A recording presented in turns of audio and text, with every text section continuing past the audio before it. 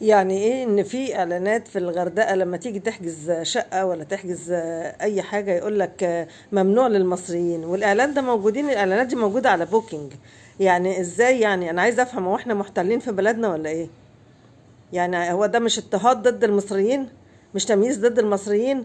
ها، لو احنا عملنا اي جنسية تانية وقلنا ممنوع مثلا لأي جنسية كذا، مش هنبص لا الدنيا اتقلبت والحقوق الانسان والازاي والعنصرية والزفت والبتاع. انا عايزه افهم فين بقى شرطة السياحة، وفين فين المسؤولين لما يتكتب جوه البلد ممنوع للمصريين؟ ممنوع على المصريين يعني ايه؟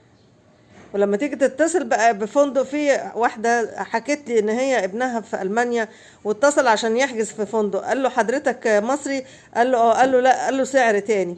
قال له طب انا يعني انا قاعد في المانيا وهدفع لك باليورو وكل حاجة. قال له لا، لو حضرتك معاك جنسية السعر هيختلف. يا حلاوة. يعني مش فاهمة.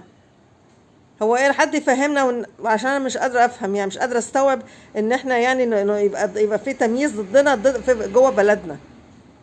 وفين المسؤولين عن الكلام ده؟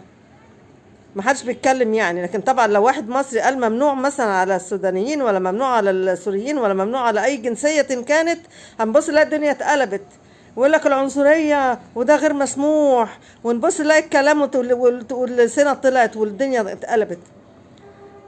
المصري ما يعني كرامته فين؟ فين كرامته؟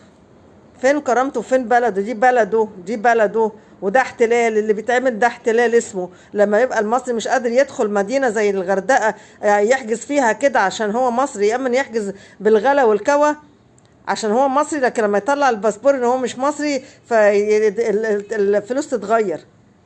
يعني ايه؟ يعني ايه؟ حد يفهمنا.